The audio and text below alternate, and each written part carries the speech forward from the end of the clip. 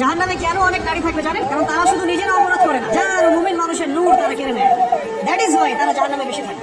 মেয়েদেরকে বলছি স্পেশালি, হয়তো এই কথাগুলো মেয়েদের কাছে যাবে, তাদের এই উদ্ধত মাথাটা আল্লাহর বিধানের সামনে আত্মসমর্পণ করতে চায় না, এই কারণে তারা জাহান্নামে বেশি থাকবে।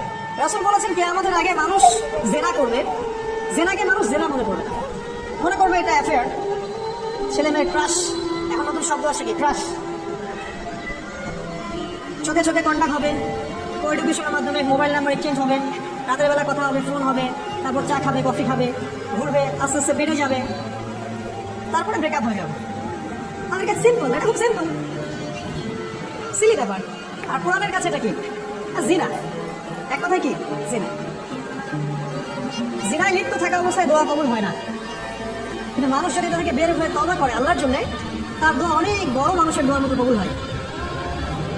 ওই তিন বন্ধুর একটা হাদিস আছে না গুহার মধ্যে, চাচাতো বোনকে একা পেয়েও সে ফিরে আসছিল আল্লাহর ভয়ে, আল্লাহ পাক তাকে গুহা থেকে বাঁচিয়ে দিচ্ছেন না, হাদিসটা পড়ে দেখবেন।